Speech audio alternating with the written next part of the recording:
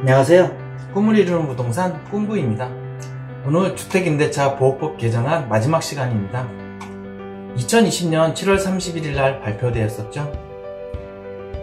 법무부와 국토교통부에서 제공한 해설집을 가지고 설명드렸었습니다. 이 내용들은 제 블로그에 쓴 것을 바탕으로 말씀드립니다. 임대인의 직접 거주 사유가 허위인 경우 임차인이 손해배상 청구를 위해 직접 거주가 허위인 것을 확인하는 방법은 어떤 것들이 있을까요?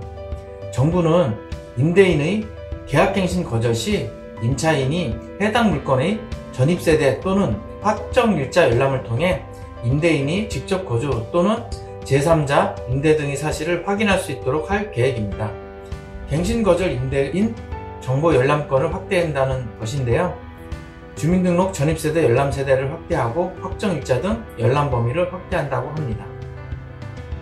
임대인이 실거주를 사유로 갱신거절을 한 후 공실로 비워둔 경우 주택임대차 보호법 위반으로 손해배상 책임을 부담하는지, 임대인이 실거주를 사유로 갱신거절을 한 후 주택을 공실로 비워둔 것이 실거주 의사 없이 허위로 갱신거절한 것으로 판단될 경우에는 주택임대차 보호법 위반에 따른 민법 제750조 일반 불법행위 책임을 지게 될 수 있습니다. 손해배상 책임을 질 수 있다는 뜻입니다. 제3자에게 임대한 것이 아니므로 주택임대차 보호법 제6조의 3, 제5항의 법정 손해배상 책임 대상은 아닙니다. 단, 집주인이 입주를 하기 위해 주택수선이나 인테리어, 공사를 하는 경우나 거주하던 직계존비석이 사망한 경우 등으로 불가피하게 일시적으로 공실로 밖에 둘 수 없었던 경우는 손해배상의 요건 중 위법성이 인정되지 않아 손해배상 책임을 면할 수 있습니다. 실제적으로는 법으로는 이렇게 다 규정이 되어 있지만 이것을 인정하고 판단하기에는 쉽지 않습니다. 임차인 입장에서는 쉽지 않다고 볼 수 있죠. 법인이 임대인인 경우 직접 거주를 이유로 갱신거절이 가능한지, 법인은 법적으로 주택임대차 보호법에 따른 실거주를 할 수 있는 대상으로 보기 어려워서 불가능하다 합니다.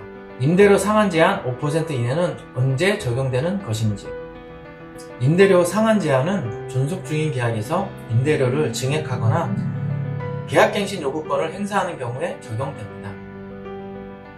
갱신 시 임대료 상한 5%의 의미는 임대인이 요구하면 무조건 5%를 올려주어야 한다는 것인지, 그렇지 않습니다.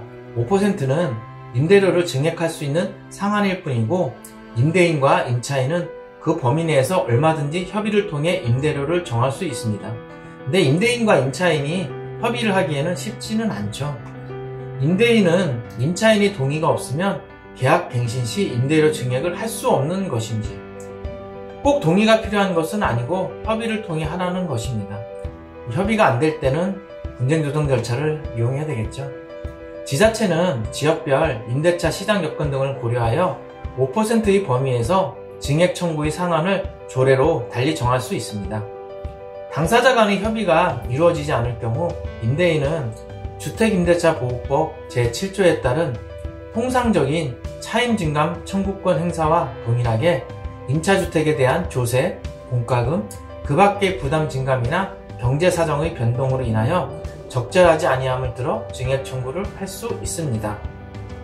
분쟁 조정 절차를 통해 인정되는 경우 증액이 될 수 있습니다. 결국에는 임대인과 임차인이 협의가 이루어지지 않으면 분쟁 조정 절차를 통해서 감정적으로 싸우지 말고 조정을 거쳐서 협의를 하는 것이 좋을 듯 합니다. 임대인과 임차인이 합의로 5%를 초과하는 갱신계약을 체결할 수 있는지, 계약갱신 요구권을 행사하지 않기로 한 경우에는 가능합니다. 계약갱신 요구권 행사 여부는 임차인의 의사에 달려있으므로 임차인이 이를 행사하지 아니하고 임대인과 합의하에 5%를 초과하여 임대료를 인상하는 새로운 임대차 계약을 체결하는 것은 가능합니다. 여기서 새로운이 중요합니다. 이 경우 임차인은 차후에 계약갱신 요구권을 2회 행사할 수 있습니다. 그러니까 새로운 임대차가 되었기 때문에 2년 후에 한 번 더 계약갱신 요구권을 행사할 수 있다는 뜻입니다. 계약갱신 요구권 행사 시 임대인과 임차인이 합의로 5%를 초과하는 갱신계약을 체결할 수 있는지, 계약갱신 요구권을 행사했을 때의 얘기입니다. 초과되는 부분의 효력은 인정할 수가 없습니다. 왜냐하면 계약갱신 요구권을 행사했을 때는 5% 범위 내에서만 합의를 하라고 되어 있기 때문이죠.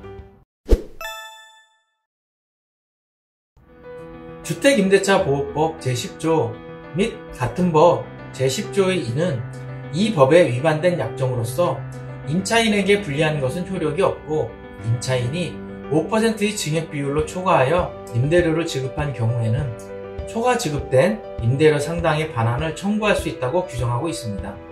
결국 임차인이 퇴거 이후라도 인상된 초과 부분에 대해서 요구하는 경우에는 임대인이 반환을 해줘야 하는 상황이니 잘 판단해야 할 듯 합니다. 개정법 시행 전 이미 임대료 5%를 초과 증액하여 계약 연장 합의를 한 경우 임차인은 계약갱신 요구권 행사로 임대료를 5% 범위 내로 조정 다시 할 수 있는지, 법 시행 전에 이미 계약 연장 합의가 있다 하더라도 임차인은 계약갱신 요구권 행사가 가능합니다. 임차인은 현 시점에서 계약갱신 요구권을 행사하여 임대료를 5% 범위 내에 조정할 수 있고 5%를 초과하는 합의한 연장 계약을 그대로 유지하되 해당 계약의 만료 시점에 계약갱신 요구권을 행사하여 5% 범위 내에서 임대료 증액 후 2년 동안 추가로 거주할 수 있습니다. 새로운 계약이 된다는 뜻이고요. 단, 개정법 시행 당시 2020년 7월 31일 당시 임대차 기간이 1개월 이상 남아있지 않다면 임차인은 임대인에게 계약갱신 요구를 할 수 없습니다. 계약갱신 요구권 행사 시 전세에서 월세 전환이 가능한지, 개정 법률상 갱신되는 임대차는 전 임대차와 동일한 조건으로 다시 계약되는 것으로 보므로 전세에서 월세 전환은 임차인의 동의 없이는 할 수 없습니다. 다만 동의에 의해 전환되는 경우에도 주택임대차보호법 제7조의 2에 따른 법정 전환율 규정이 적용됩니다. 연 4%를 넘을 수 없습니다. 이것은 변동성이기 때문에 확인이 필요하고요. 법정 월차인 전환율 4%에서 2.5%로 변경되면 존속 중인 계약에도 적용되는 것인지, 개정되는 시행령 시행 당시 존속 중인 임대차에 대해서도 적용하되 시행 후 최초로 보증금의 전부 또는 일부를 월 단위 차임으로 전환하는 경우부터 적용돼요. 지자체가 조례로 임대차 상환율 5%보다 낮추면 존속 중인 계약에도 모두 소급 적용되는지, 지자체가 조례로 임대차 상한을 정하는 경우 조례에서 정하는 규칙에 따라 적용 범위가 결정됩니다. 주택임대차보호법이 적용되는 주택의 범위는 임대차되는 주거용 건물에 모두 적용됩니다. 임차주택의 일부를 주거 외의 목적으로 사용하는 경우에도 적용됩니다. 주거 외의 목적이란 건 식당이나 여러가지 영업용으로 사용할 수도 있겠죠. 법인이 임차인인 경우 주택임대차보호법이 적용되는지, 법인이 임차인인 경우 특별한 사정이 없는 한 적용되지 않습니다.